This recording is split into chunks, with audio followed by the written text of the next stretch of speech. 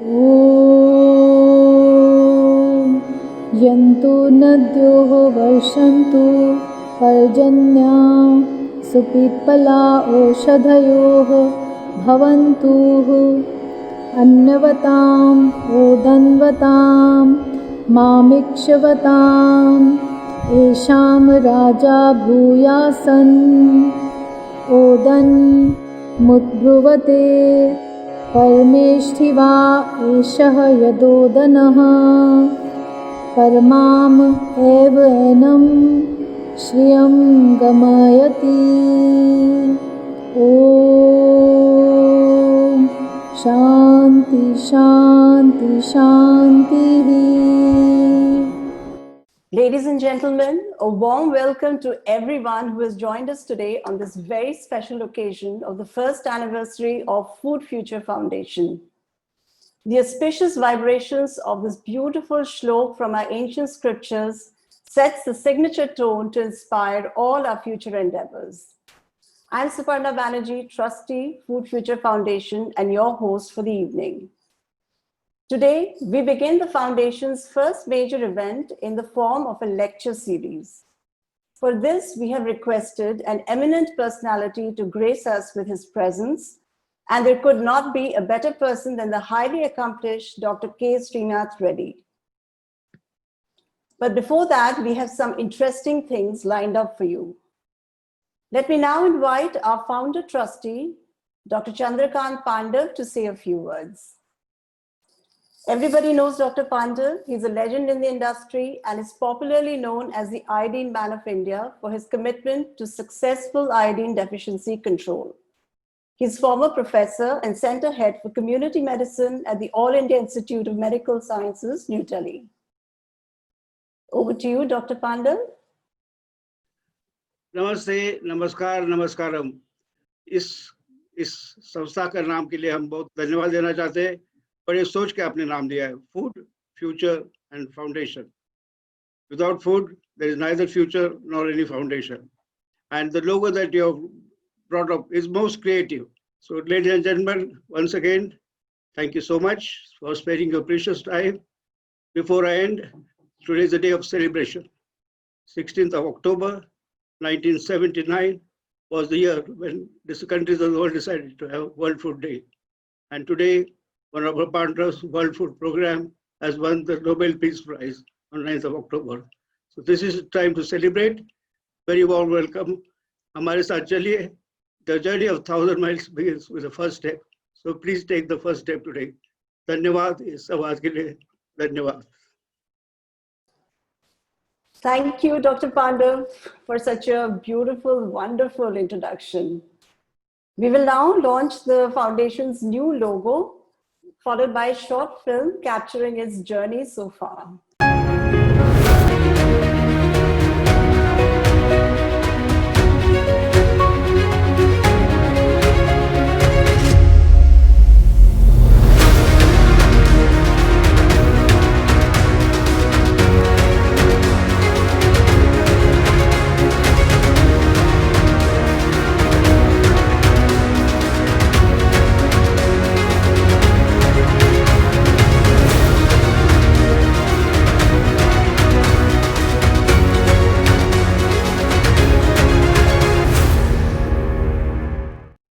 Food is our common ground, a universal experience.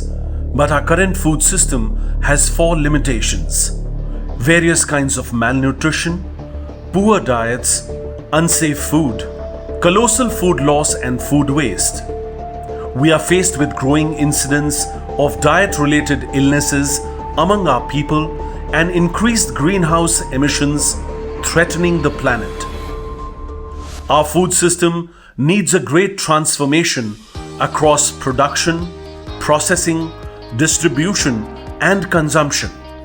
Coordinated government effort must be complemented by a whole of society approach.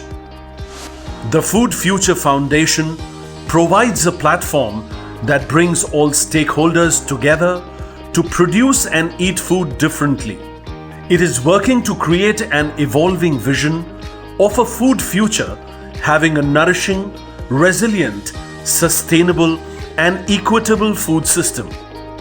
The foundation is bringing together resources and resource persons to bring about positive change and build communities for change who would jointly search for solutions to address the present limitations.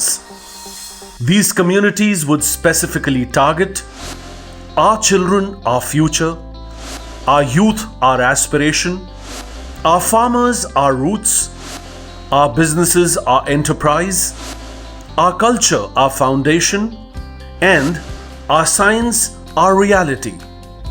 Inspired by Mahatma Gandhi, who believed in regenerative farm practices and the diet playing a significant role in maintaining good health, the vision of the foundation is to build a better food future, both for the people and the planet. The foundation is setting up a food innovation hub, establishing Food Systems Leadership Academy, creating a food donation platform, and creating a global strategy to contribute to the great food transformation underway. The foundation has begun by having a massive nutrition literacy program, reaching out to over 1,700 schools across the country, activations in 5 regional languages, collaborations reaching out to over 1.5 million students, adopted over 200 schools, launched an online merchandise store, organized webinars for sensitizing school children, and organized book discussions. Aligned with Sustainable Development Goals, the Foundation's work is in 6 broad cross-cutting areas: food security and food waste, safety and hygiene, nutrition and immunity, environment and nature, economy and livelihoods, food culture and wisdom. The foundation is committed to trigger and lead great transformation of our food system through a diversity of thought, perspectives, solutions, and developing new ways of thinking and working.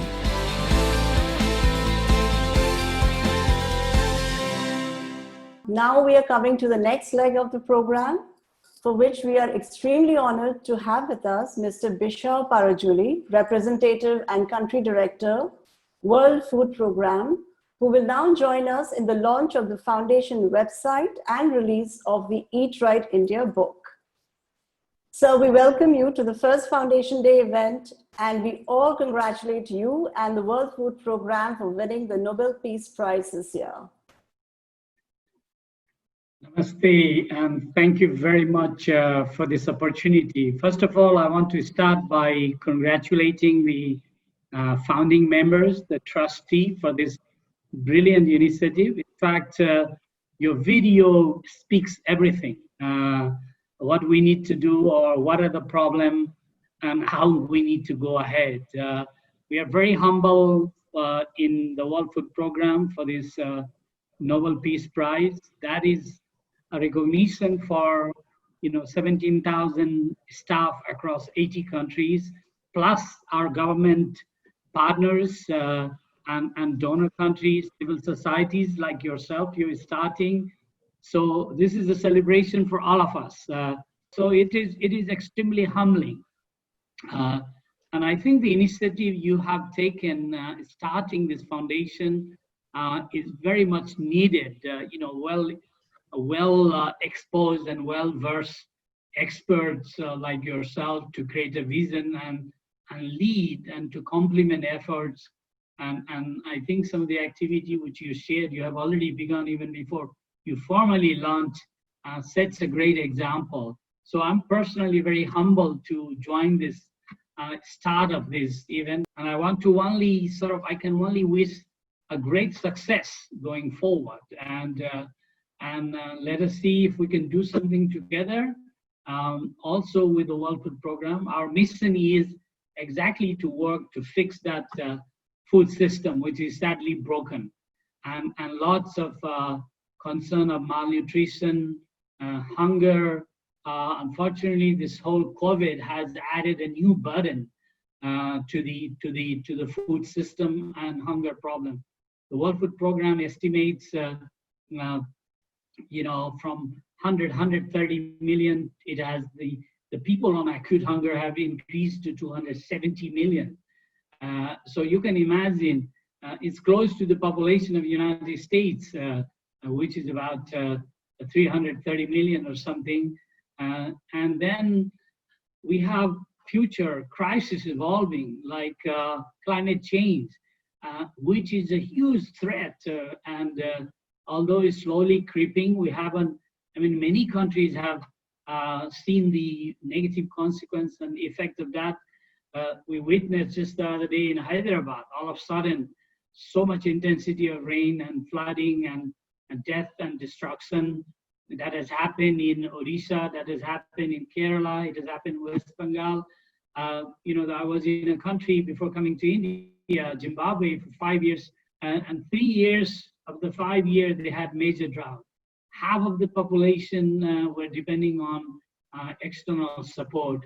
So the farmers who are depending on rain are being affected by this. So learning how to produce in that changing environment, or how do we advocate to protect the planet, Mother Earth. We all have a responsibility, every individual. And I think this is fantastic initiative and leadership, what you have done. And I want to really thank you and gratitude for inviting me to listen and join. And especially I want to say happy World Food Day to everybody. And the Prime Minister, Honorable Prime Minister this morning launched a coin and address the country and launch various varieties of seeds and so this is great. So this is another initiative to tackle the global problem. You are beginning in that sense. So fantastic. It's going beyond the book and really huge compliments and congratulations again for the vision and for the steps and the energy all of you are putting. And I want to really wish all the success and best wishes and for it to achieve the mission it's aiming to achieve. Thank you very much and namaste. Thank you, sir, for your extremely gracious acknowledgement and very humbled by listening to you. And we're looking forward to working with you in the future very soon. Sir, may I also request you to launch the foundation's website? Very honored to have this opportunity to launch and be part of your efforts. So let's say the website for this foundation is launched. And congratulations and all the best.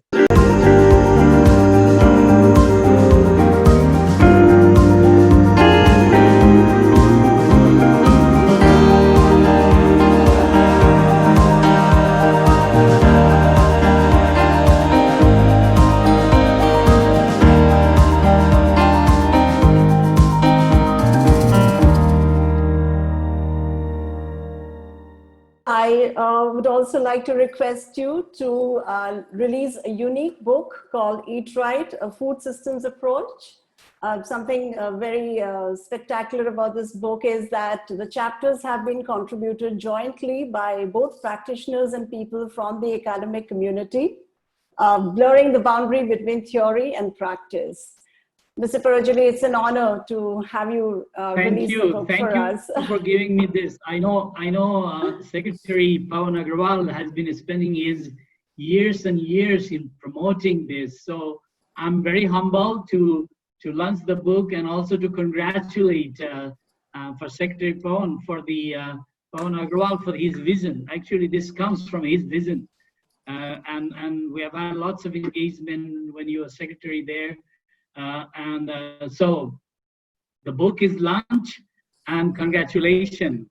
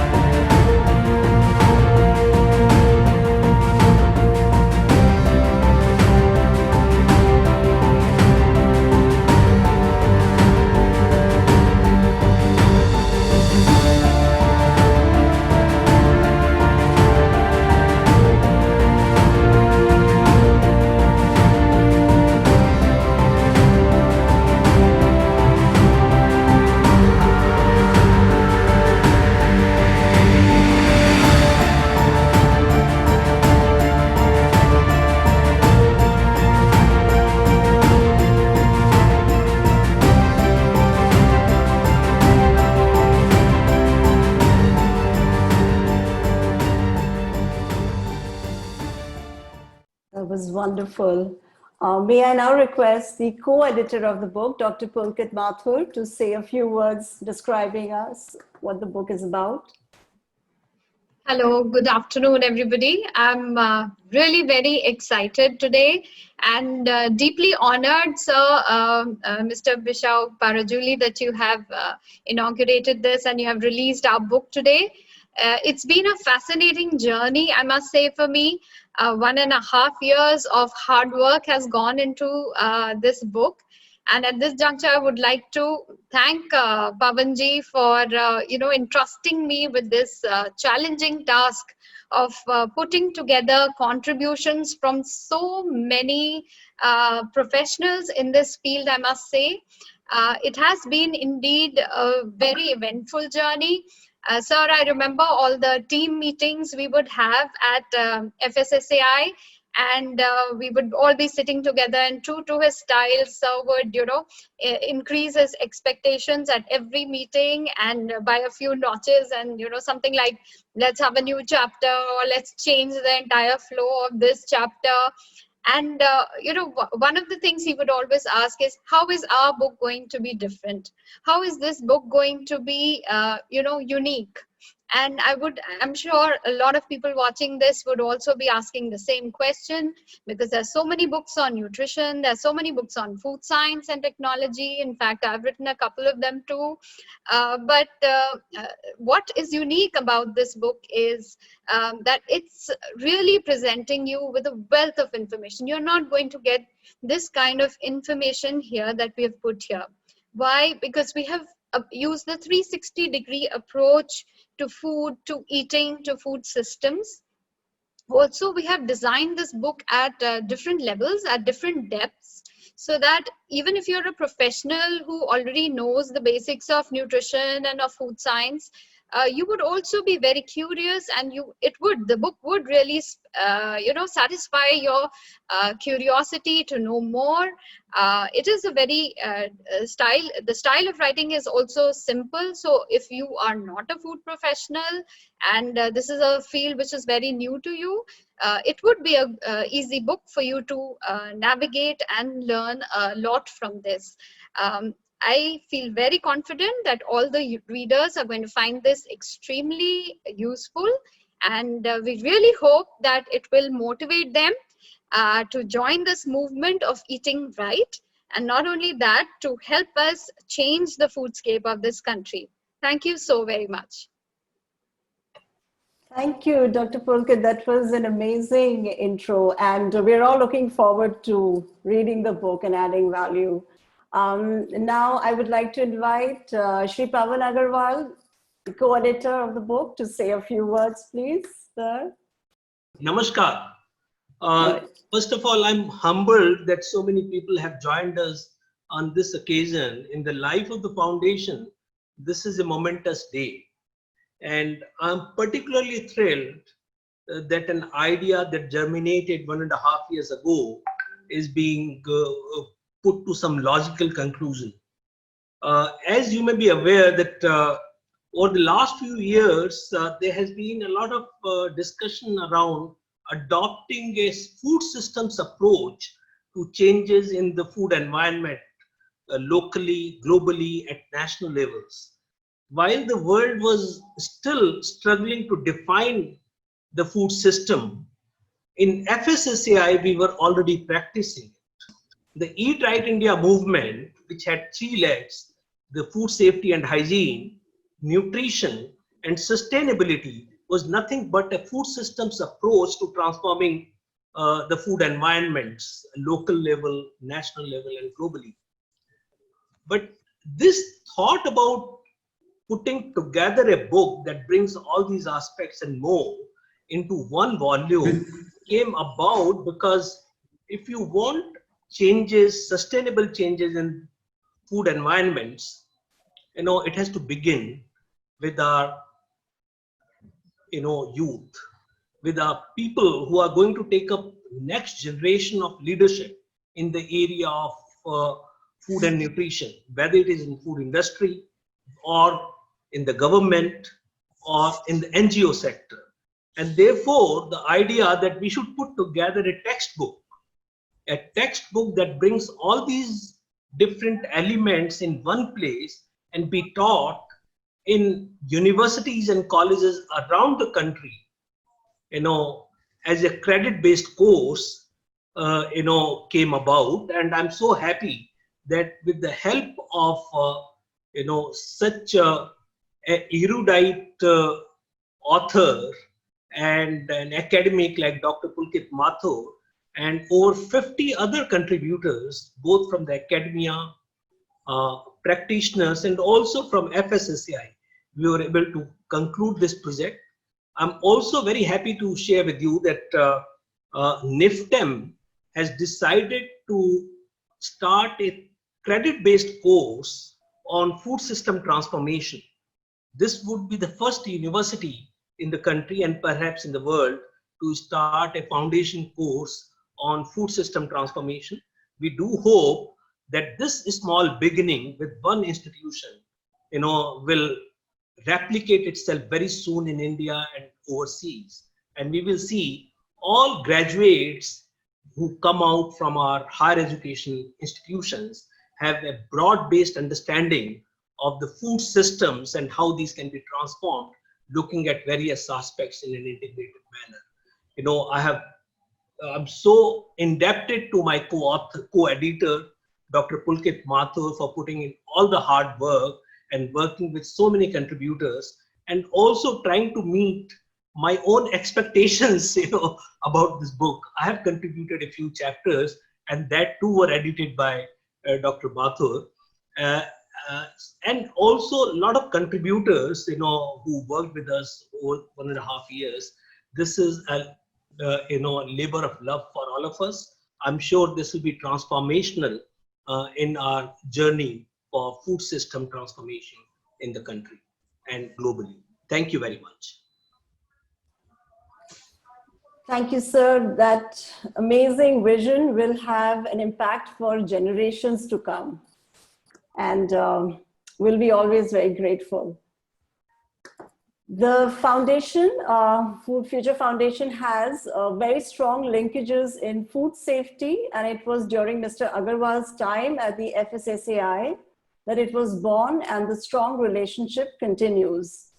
The book release has the blessings of FSSAI's chairperson, Ms. Rita Tiotia, and today we have with us Ms. Inoshi Sharma, Director FSSAI, who is presently driving the Eat Right movement and taking it to new heights. We request her to say a few words now.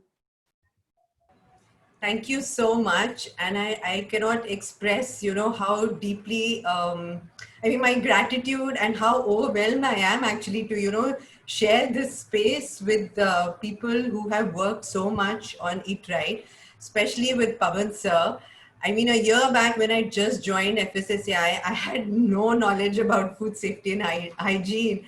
And what I find really amazing is that under his guidance and his tutelage, his mentorship, I've actually been able to, at least have some sort of ideas and thoughts about the Eat Right initiative and at least the food systems approach that we've been following.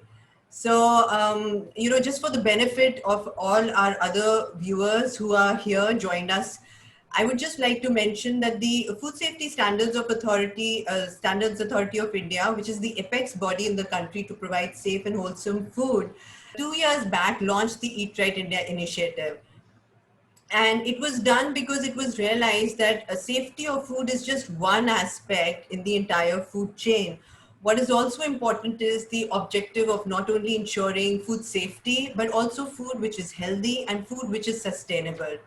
Programs like Eat Right India initiative aim to bring about social behavioral change of such a large scale, which is not less than a revolution. And like any revolution, it needs the support of all stakeholders, not just the government, but the whole of society. Diverse range of stakeholders, from youth activists to indigenous leaders, small food businesses to scientists to developmental partners, all are needed to make powerful ways in which the food system becomes stronger and more equitable in the country. The food systems approach, which has been adopted by the Eat Right India initiative, has brought together actors from diverse and different interests in food systems to interact and appreciate each other's perspective. They have provided a forum to explore proposals, pathways for food systems transformation, and have also allowed us to learn how people with different backgrounds and perspectives can interact with the system's perspective. So the Food Future film, in fact, which was shown just in the beginning of this particular program, beautifully captures how, you know, non-governmental organizations can achieve a lot of change, can bring about so many wide levels of programs into one ambit. And I am so grateful I could witness this Foundation Day, and I'm so inspired with some more ideas. Thank you so much, sir, and all the best to the foundation in all its endeavors. Thank you so much. Thank you, Ms. Inoshi. I think this is an unstoppable revolution. You very rightly called it that. And we'll continue to charge forward. There's so much to do together. The foundation has signed an MOU with the prestigious NIFTEM, and we will now play a short video to introduce you to NIFTEM.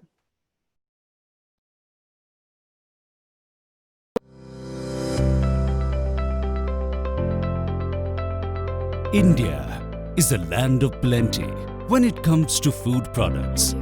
With favorable monsoons, a fascinating biodiversity, and a wide variety of climates and soil conditions, the nation has the potential of leading the world in food production. India is ranked within the world's 5 largest producers of over 80% of agricultural products. But high produce doesn't always translate to high growth. Agriculture is the primary vocation of about 70% of Indians. They understand all too well the factors that limit their growth: poor technology inputs, lack of awareness, and too little post-harvest management. Modern food technology management can be a master key in doubling the farmer's income, besides ensuring optimum use of harvests.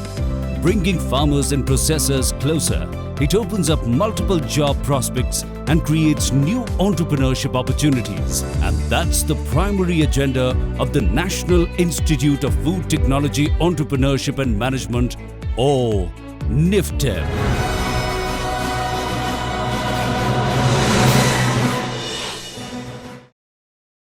Very impressive video on NIFTEM. May I now request Dr. Chindi Vasudevappa, Vice Chancellor of NIFTEM, to address this August gathering. Good afternoon, everybody. It's really, I would say, nice to be amidst all the very learned people around, and something really great, because this is for a purpose. I would say the Food Future Foundation, Food Future and Foundation are the 3, I would say, words which really drive us for everything as far as the food is concerned. I know it's a journey which is really, maybe with a lot of challenges, but all the same, it is not impossible. And I would say with people like Bishau and Dr. Srinath Reddy and Shankar and people around here, probably including Gautam and all that, I think it's not that difficult. Of course, the driving force for all of us is Pawanji. He has been really a driving force, not only now, even earlier when I met him first time. From then I became a fan of his, probably for his, I would say, sort of a proactive nature, which can really make us understand the whole problem and try to come out with what is that we can really do. And I always remember his the movement, the cycling around the country for building awareness about the food and eat right food, something like that. It's amazing. I know under this pretext, I wish to just mention one thing here. NIFTEM is an young organization.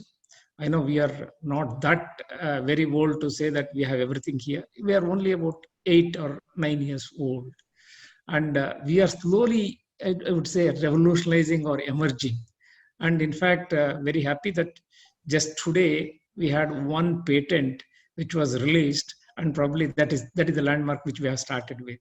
And of course, there are about 7 or 8 patents altogether. So that's where NIFTEM stands. And in fact, NIFTEM is an institution which is primarily, created to address the issue of creating the desired manpower or the critical manpower which the country is looking forward. In fact, food has been everybody's business, but nobody bothers. So that was the scenario when the whole thing started. Today, we have created that critical mass of technical manpower, which is spread across the country. In fact, as on today, I would say about 2,000 students of NIFTEM, their presence is felt everywhere. And we wish to take it forward in a much, much bigger way. So that's what is NIFTEM about. And probably we have the bachelor's degree and we have the master's degree, that is the MTech degree. And of course, we have the PhD and MBA program, which are running concurrently. In addition to this, I would like to just make a mention. We are not creating people for a government job. We are creating people to become an entrepreneur, to bring in transformation in food. So how is that they can be addressing and also equip them, empower them with various kinds of, I would say, exposures, could be international, national, or with experts and things like that. That happens on a continued way. And of course, in addition to that, we have created a huge facility in terms of the incubation facility, which is again a facility which has, I would say, maybe any issue, including, I would say, the bakery, the grain processing, and the fruits, vegetables, the meat, the milk, the ready-to-eat products, and things like that. And all these things are addressed. And if somebody wants to, we have created an innovation fund also for students who have a fancy idea, who have an outside, out of the box thinking idea. We can always implement such things. That means we are open for innovations. We are open for transformations. So that's where, and I am very happy and glad to just share that here. Likely next year, we will become an institution of national importance, which is the country's pride, I would say. And we will be very happy and proud to be part of this foundation, which of course under the guidance and I would say able leadership of Pawanji, probably we will definitely move in a much bigger way. In fact, he has been after me for many things, not only this. In fact, even when he was in FSSA also, he visited and he has guided us, he has supported us. In fact, that is the reason probably we have an excellent food testing laboratory, which can support the entire transformation process, which is really required today for the country. And likely we will become a national body, and which has been accredited. An integrated accreditation has taken place. And I would like to just make a mention here, of course, this foundation or the MOU, which we are signing today, probably, which we have signed already. So the MOU, I feel it's a great honor for NIFTEM, and which addresses many issues. In fact, it is a curriculum development and content development for transformation. We are open for it. In fact, that's what we are. Once we become an INI, all these things are within the hands of the head of the institution. We can always bring in a change in terms of curriculum, in terms of content, in terms of maybe a certificate program or a diploma program or a degree program and things like that. That is very good. In fact, discussing with all of you or having inputs from each one of you, probably we can bring in that change. In fact, of course, our curriculum also was developed through international consultation. Now we can further improve on that. That would be one thing, of course. Faculty development programs is something which is very, very important. In fact, now one of the faculty development programs is going on in NIFTEM. Like that, we wish to create a mass or a critical mass which can address some of the focused issues. Transformation is just not on one single issue. It can be food safety, it can be food quality, it can be the content or the product, or even its the storage capacity, or its the stability and things like that. That means bringing a sort of a sustainability in the entire system. So that is another thing. Of course, build analytical skills. Of course, yes. That is our major objective of the institute, and we are going to build not only analytical skills, even we are trying to bring in the business component of it and even the entrepreneurship development part of it. So that is something which again is, I would say, we are very important. Of course, creating fellowships and all that is really, I would say we are very much happy, And it really makes us very proud, especially to have Rockefeller Foundation fellowships and things like that, which if it can come to NIFTAM, people can come from all walks of life, from all over the world, and that would add value to NIFTAM. So these are major, I would say, objectives with which we are planning to sign. And I wish we will be a very useful partner.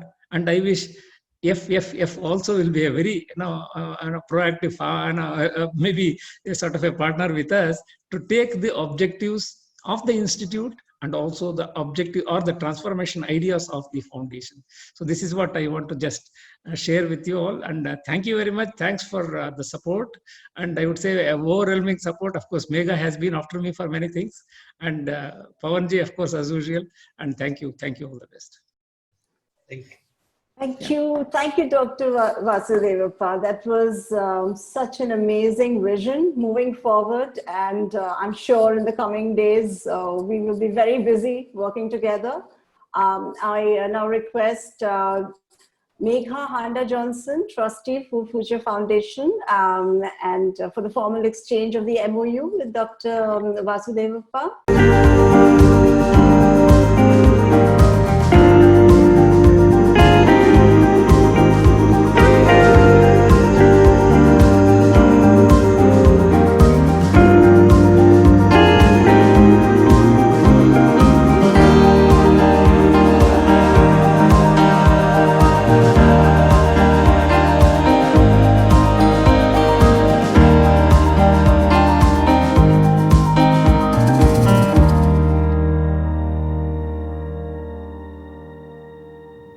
This I'll show it. Of course, the NIFTAM thing is there. I'll give it to Megha.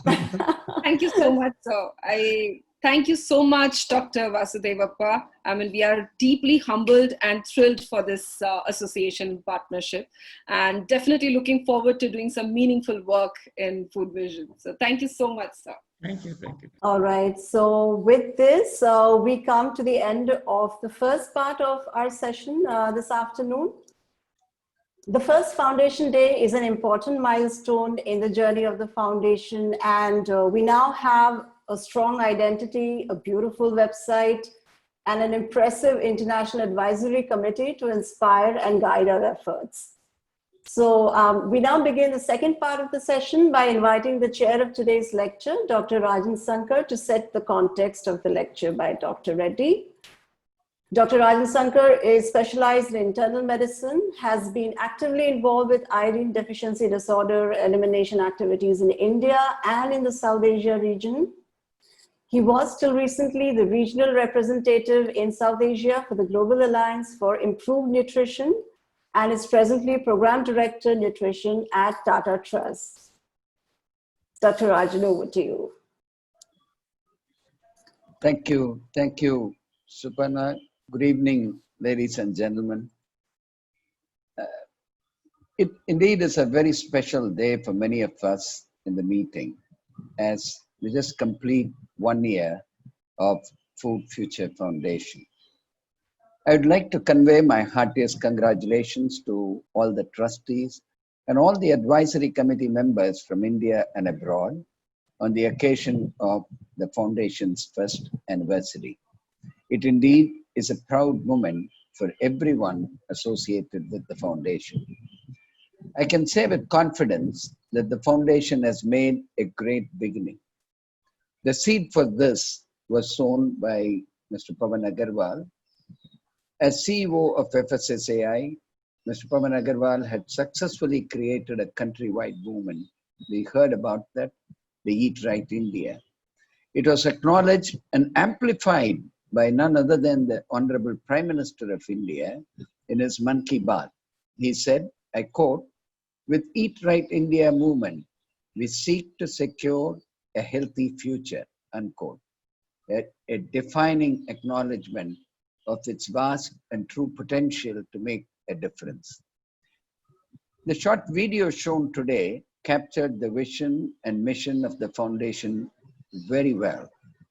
Fundamentally, the Foundation is for promoting healthier diets through system-based approach of reducing food waste, improving hygiene and sanitation, and increasing access to and affordability of healthy foods. This vision, many acknowledge, will be a game changer for sure. Now, malnutrition is a global challenge with huge social and economic costs, and it is the biggest risk factor for global burden of disease. This has to be changed, and it can be changed. Changing this requires all sectors to come together. It cannot be done by government alone, although governments need to be in the driver's seat. Food Future Foundation has a clear vision. It is looking to support and change status quo by using what is aptly termed as a whole society approach. The challenge is huge, the task is big, but the foundation has a huge band of highly committed individuals. It has an enviable list of great achievers in its advisory committee. Everything augurs well for success, and I am proud to be part of the foundation. Would like to assure everyone as we shall continue our hard work to achieve our vision. Now, it's my proud privilege, and I'm really delighted and honored that Professor K. Srinath Reddy would deliver the first foundation lecture.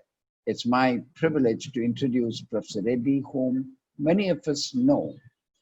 Dr. Srinath Reddy is the president of Public Health Foundation of India, PHFI, and formerly he headed the Department of Cardiology at All India Institute of Medical Sciences.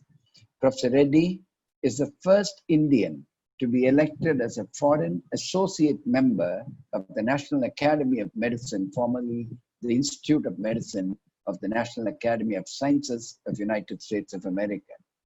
He served as the first Bernard Loan Visiting Professor of Cardiovascular Health at Harvard School of Public Health for 5 years.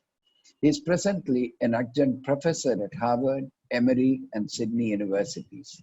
He has served on many WHO expert panels. Most importantly, he chaired the high-level expert group on universal health coverage for Planning Commission of India. He is also a member of the Leadership Council of UN Sustainable Development Solutions Network and chairs the thematic group on health in SDSN. Professor Reddy is a member of the Global Panel on Agriculture and Food System for Nutrition. He has published more than 500 scientific papers. He has received several honors. I'm not going to list them, but most notably, the President of India conferred Padma Bhushan in 2005 on Dr. Reddy. I don't want to stand between him and what all of us are eagerly waiting to hear.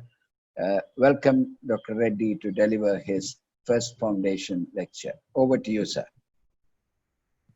Thank you very much, Dr. Shankar, and greetings to all the dignitaries who have graced this event and also the various participants from different institutions who are adding strength to this Foundation Day event through their time and talent. Well, the raison d'etre of the foundation has been very clearly explained, and the relevance for our future has also been very well outlined. Therefore, whatever I say would be, in a sense, embellishing what has already been stated in a very clear manner by all the preceding speakers. Nevertheless, I shall attempt my task with some degree of humility and greatly humbled by the honor that's been conferred on me. But people may wonder why during this COVID phase, we are really focusing our attention on nutrition, where it appears to be a battle for survival against a virus. But this is a very appropriate time to re-emphasize the importance of nutrition for human health. It is very clear that food and nutrition in a balanced manner are the main contributors to innate immunity, which is the first and foremost defense against any microbial invader. And it is malnourishment of many forms, which actually erodes our defense and makes us easy prey for viruses and bacteria. And that has been very clearly outlined in this particular pandemic too, when we recognize that the most vulnerable are those who have nutritional disorders of any kind.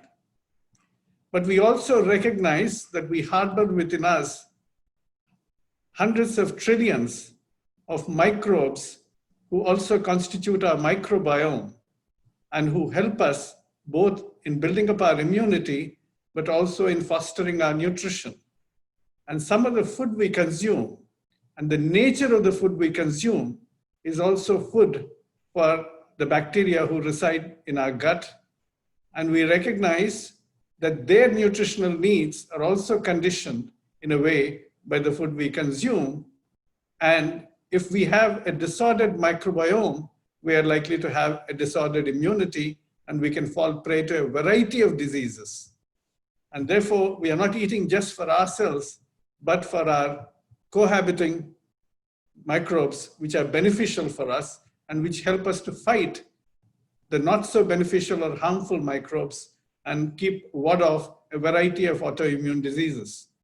So in that context too, it has been noted by some Australian researchers that perhaps one of the contributors for the low level of mortality and the less severity of the manifestation of the COVID-19 virus in the South Asian population could have something to do, particularly among the poor, not so much among the middle class and the rich, with the high fiber content of the food, which may actually foster a healthier microbiome and therefore make them less susceptible to COVID-19's ravages.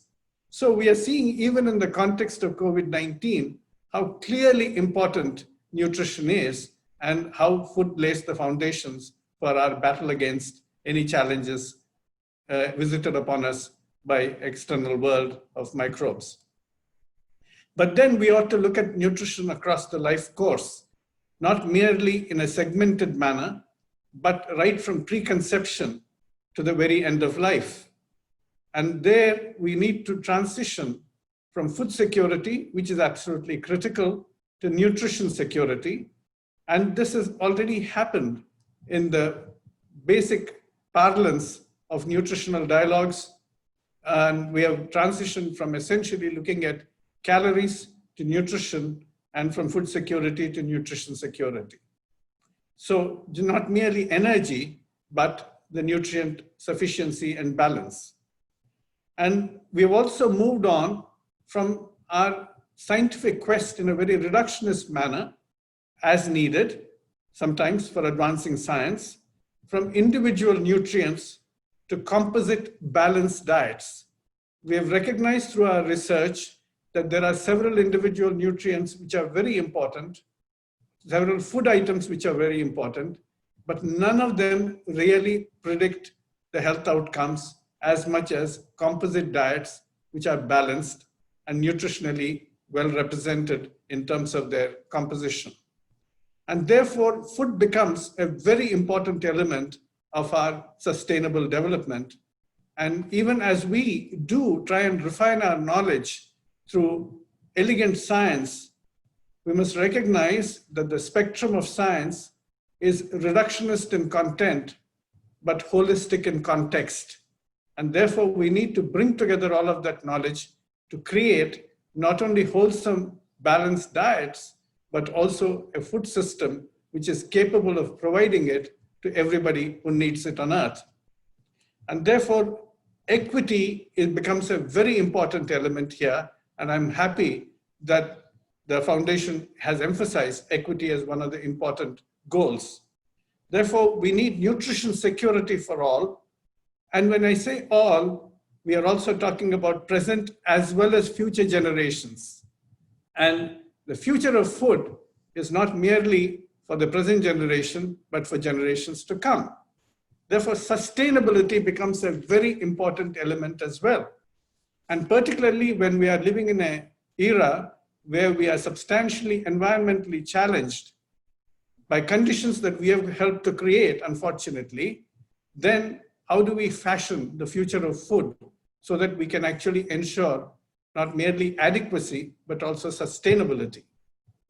We recognize that the demand for food is likely to increase as we move along. From 2005 to 2050, it is believed that the world would require 60% more food. That is because of an increasing population, increasing urbanization, and increasing incomes as poverty levels decrease. Though we are right now seeing an economic setback, that will not be the set pattern for the future. But we also recognize that we will have less availability of food if we do not take action. There will be less agricultural land available as the population expands and seeks new habitats. We will have increased climate stress, both in the form of heat stress and water stress. And all of them are likely to be reducing our agricultural output unless we take action to balance our overall production processes with climate change mitigation processes. Now, we also recognize that some of the technological changes that we are relying upon so far for advancing our ability to produce more food will not have the same level of returns as we move along. Therefore, we have to adapt to the future. While we do invest in technology, we cannot believe that to be our sole savior, because we may be on the law of diminishing returns in terms of the technological returns for agriculture. And we also recognize in particular that there are places on earth which are especially vulnerable.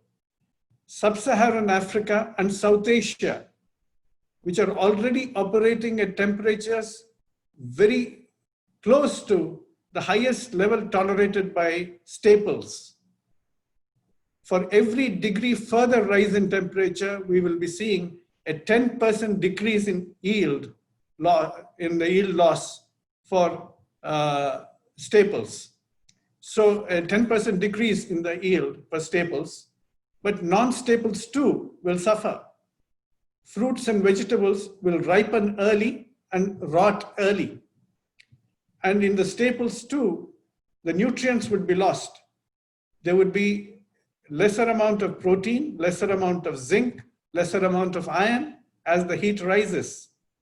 By 2050, it has been forecast that India would experience 2.9% increase in zinc deficiency, which would translate into 49.6 million new zinc deficient persons in India. It would have a 2.2% increase in protein deficiency, which would mean 38.2 million new cases of protein deficiency. And we will see 106 million children and 396 million women iron deficient by 2050 if we do not take preventive action in order to stall climate change and also improve our nutritional programs. Accompanying heat stress is water stress.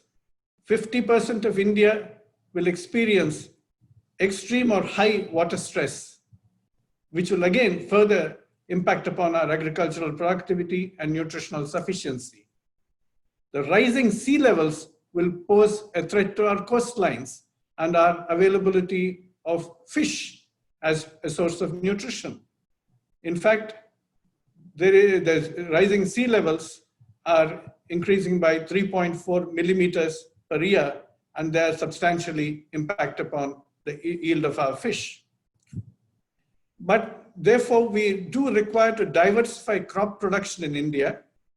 It has been forecast by modeling by the Data Science Institute of the Columbia University that diversifying crop production in India, particularly by increasing the production of millets and sorghum to partially replace rice, would enable us to have more nutritious food supply, reducing the irrigation demand, reducing the energy use, and also reducing the greenhouse gas emissions.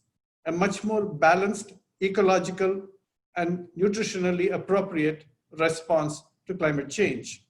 So what we need to do is to try and aim for methods of production which are going to yield much more per unit investment in land, water, and energy. We recognize that the food systems are complex adaptive systems. Agriculture is only the beginning of the supply chain and is only a part of that adaptive system. Harvesting, storage, and transport are important elements, and post-harvest losses are an important source of food waste, not merely food waste on the table, but post-harvest losses are also an important element. And how do we actually tackle that? And in the whole area of processing, what are the nutrient losses that happen to beneficial nutrients, and what are the harmful elements that are added in the course of processing, particularly of ultra-processed foods, whether it's trans fats or increased salt or increased sugar. All of these are going to be very critical.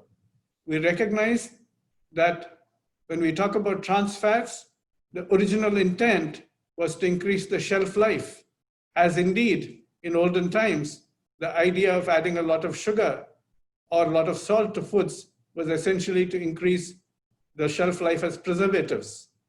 But all these things that we add to prolong or lengthen shelf life shorten human life. And therefore, we do need to take adequate action to ensure that the foods that we prepare and process are far safer. Then comes in food safety as well, but equally importantly, food pricing. Food pricing is an important element to make appropriate diets available and affordable to everybody. And consumer demand and practices are very critical in shaping the nature of food production if there is a responsive industry and responsive agriculture, and policies are set to meet not merely the health and nutrition knowledge from science, but also the aspirational demands of consumers, which of course must be steered in the right direction.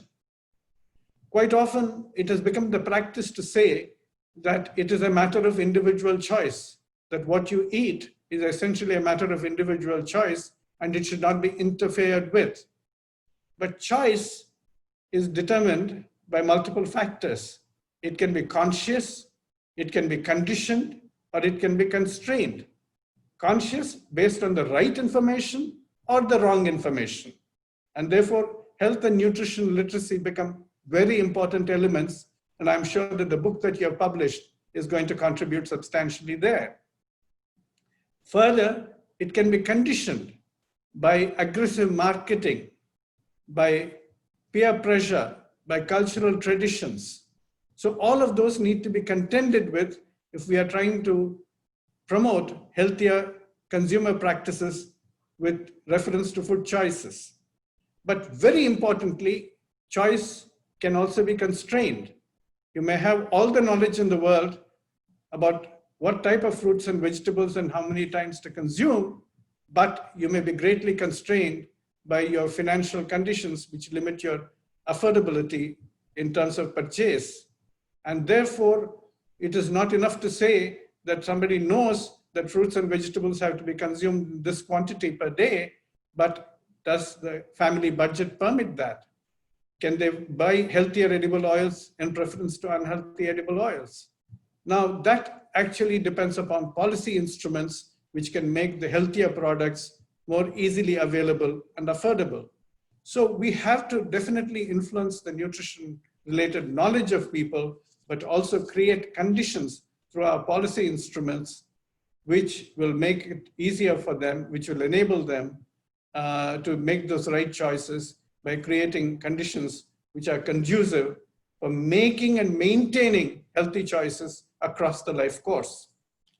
Equity becomes absolutely important, and I'm glad, again, as I said, that equity remains a foundational piece of the agenda of the foundation.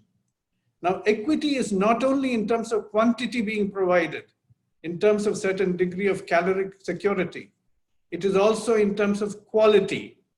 It will not do if the manufacturers of food adopt different quality standards in the West and different quality standards in the rest of the countries and push products which are not of equal quality, which are likely to be more harmful to populations elsewhere.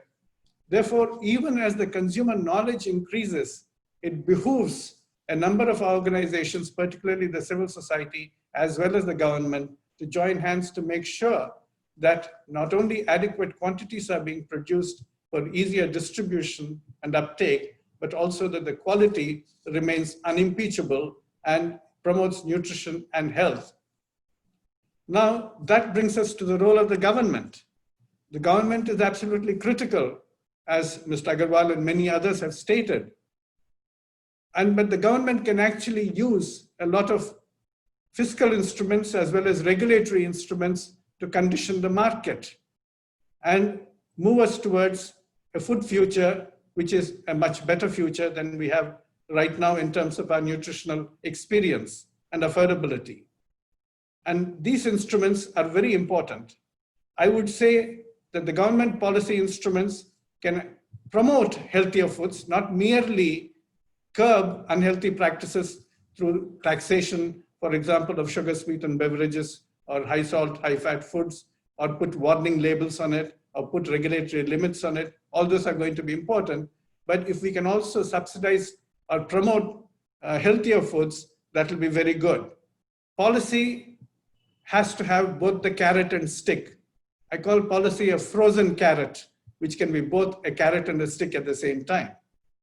So we do need also consumer choices to be influenced.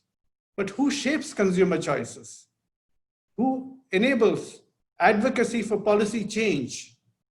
Who articulates the demands for appropriate food and nutrition policies in the country? And there we bring in the civil society very strongly. It cannot be the job of the government alone. But the civil society is a fairly heterogeneous entity. Civil society can be defined in very many ways. Some include the private sector, some exclude the private sector. But certainly anything other than the government has to be included as a part of the broader platform. And within the private sector, and I'll deal with the private sector further on, we have the agriculture, industry, and trade represented. Then we have the academia in the civil society, producing and translating knowledge for policy and programs, and for monitoring their impact. Then you have consumers who are either in groups organized or even as individuals. We know that even an individual adopting a preferential practice for buying fair trade products they have changed how the industry behaves and makes its products or prioritizes the nature of its agricultural investments. So we know that consumers have a tremendous amount of power that they can wield, provide they're adequately informed and organized. Then we have the media, then we have the citizenry at large. So all of these will have to be mobilized if there has to be an all of society response, as has been stated. Therefore, when we are dealing with the market, we recognize that the market has unfortunately become the reigning deity of the day, but the market cannot remain impervious and unresponsive to the priorities of public health nutrition. And therefore, we have to mold the market to become much more sensitive and responsive to public health priorities. Therefore, we have to use fiscal and regulatory measures. We have to set the consumer demand. We have to also appeal to responsible sections of the industry that there is a health dividend.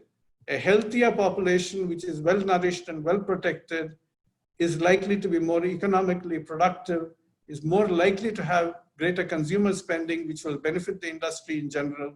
And therefore, there is a dividend which health and nutrition will pay off, and therefore unite the industry to move towards food security, nutrition security, and health security, and environmental security, because we have to do whatever we do in an environmentally and ecologically sustainable manner.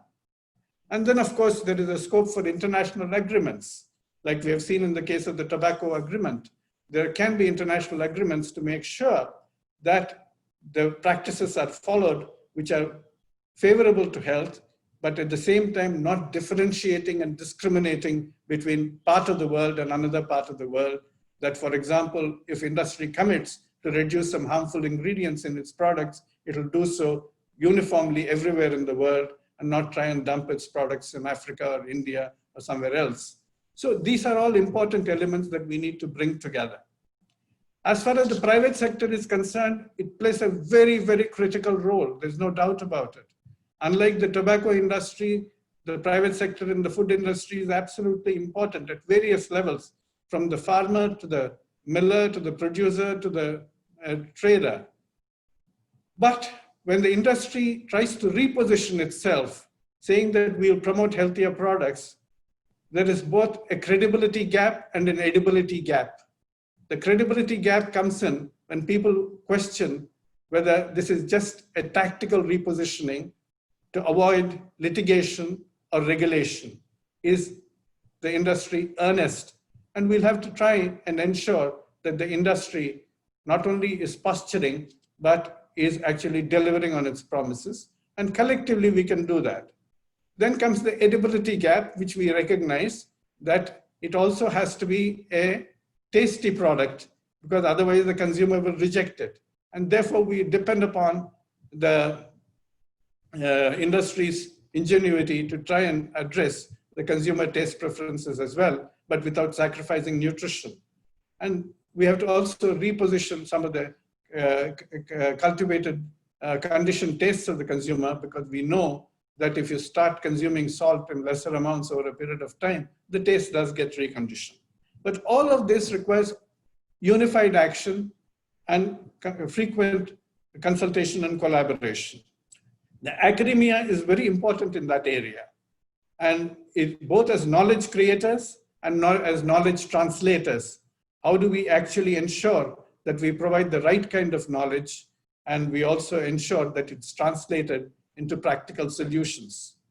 Consumer groups are very critical, absolutely, and farmers' organizations and traders, all of them are important, as are the media.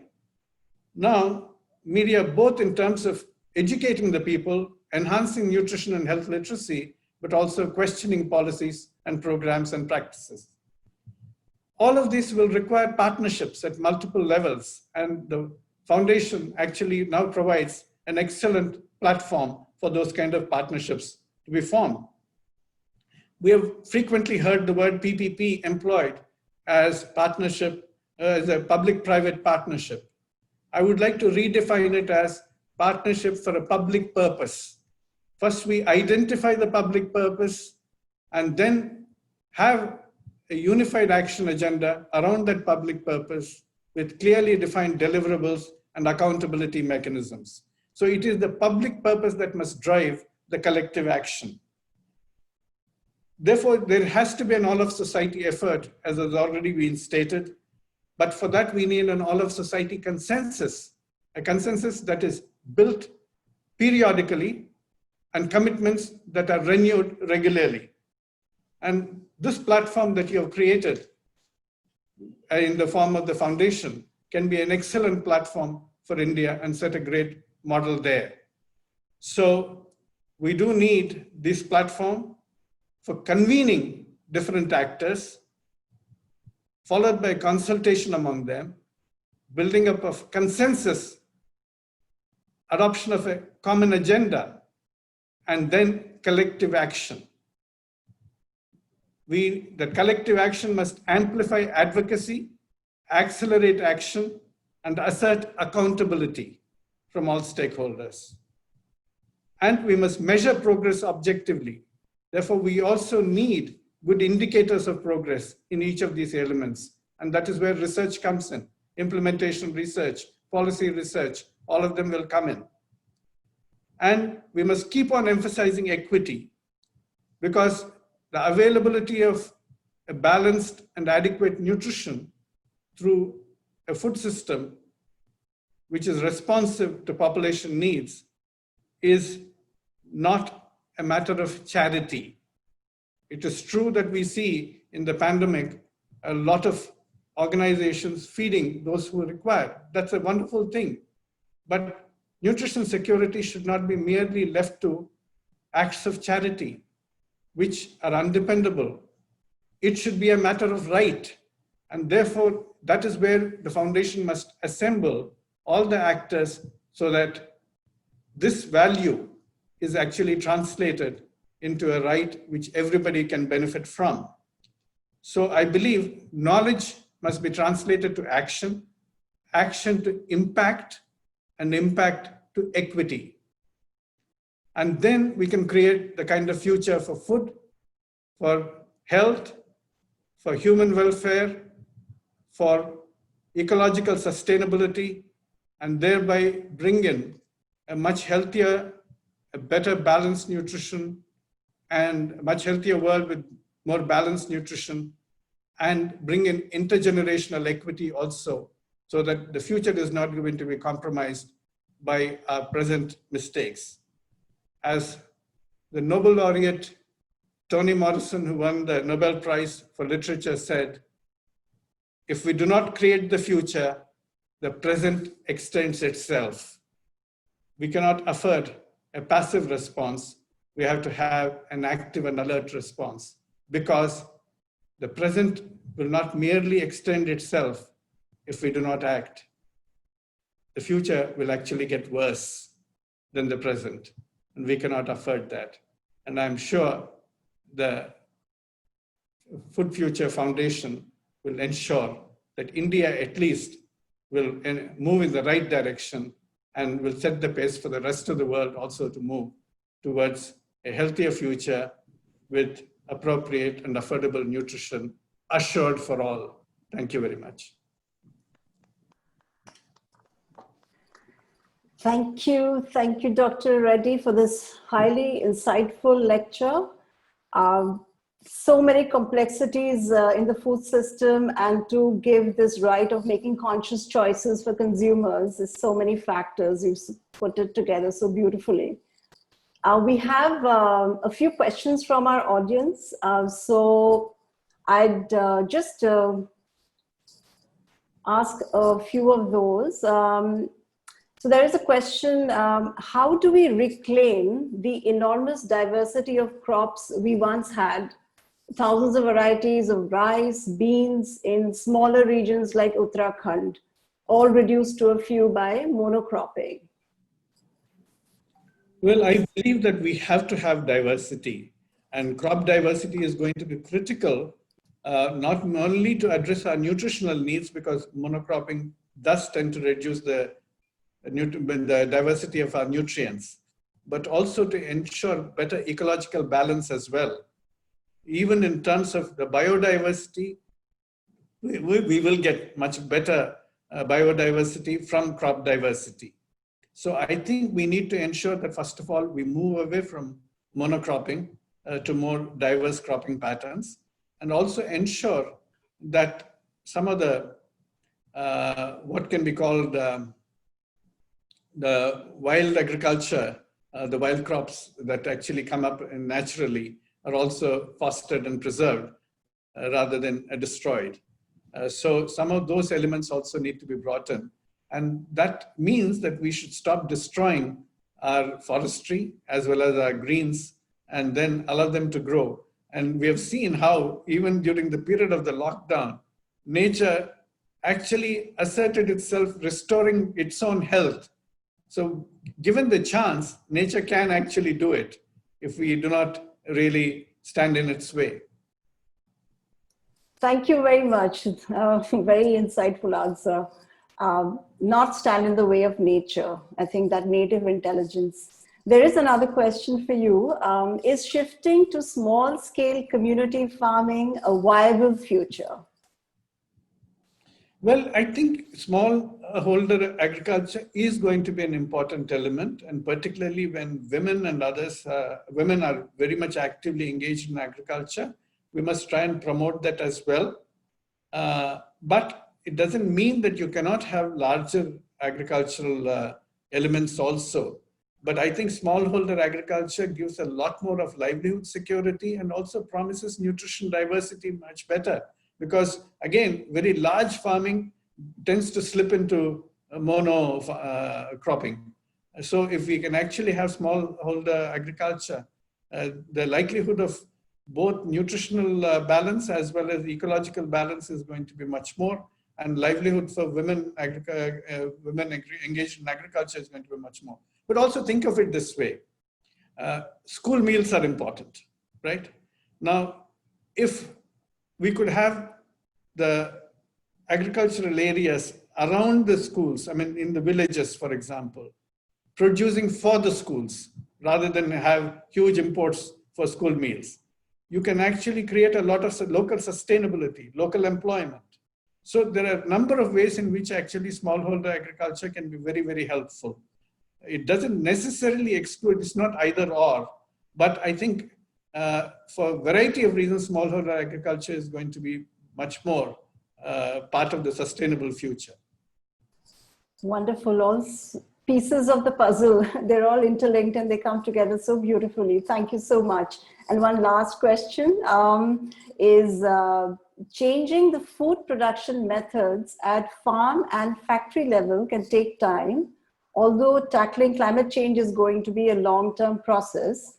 But what are the immediate steps that professionals or students in the food sector can take to mitigate the effects of climate stress?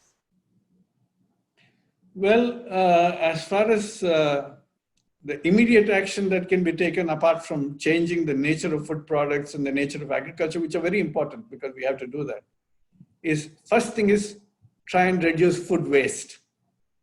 Because the more you waste, not only you're cluttering up the immediate environment through a variety of things, not just plastic, even discarded food, but you're actually going to be increasing the demand for food, not necessarily with equity, but much greater levels of production, which are going to be, again, demanding more land, more energy, more water.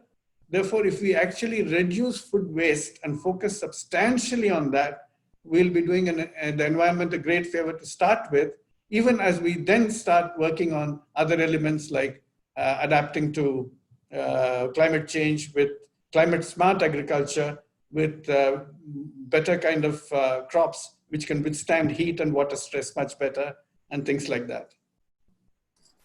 Fantastic answer, Dr. Shetty. This is like, there's always a master key, and reducing food waste can, open up so many avenues. I think, thank you for all your wonderful answers. And I'd like to now call Dr. Sankar for his closing remarks.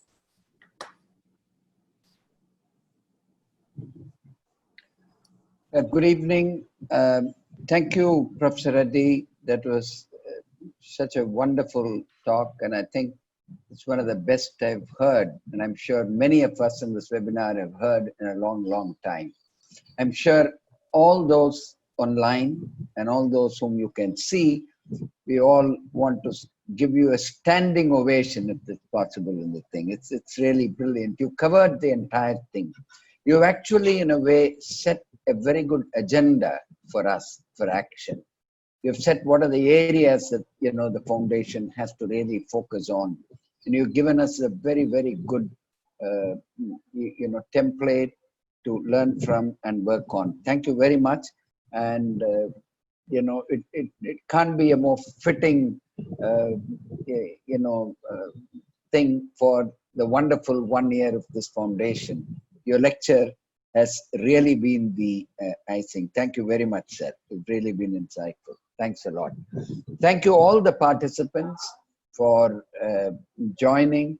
And I think, as I said, it is just the beginning of our future, the beginning of the future that has to happen for all the reasons that Professor Reddy so eloquently put forth.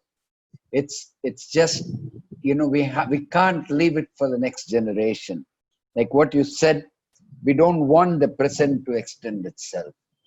What we are trying to do is change it the way that we think is the right way. So, and in an equitable way. And I think repeatedly, you stress that point on equity. And I distinctly remember how eloquently you said it this year in the Global Nutrition Report release, which had the theme of equity. And I think we all take that message in whatever we do. Equity plays such an important role. It's often neglected. I think the point that is stressed so many times is because it's so simple, but often it's neglected. Thank you very much, sir. Thanks everybody for joining, and a great years ahead for the foundation. Bye-bye. Thank you. Thank you, everybody, and for taking time out. And we look forward to meeting you all again in our next event. Thank you.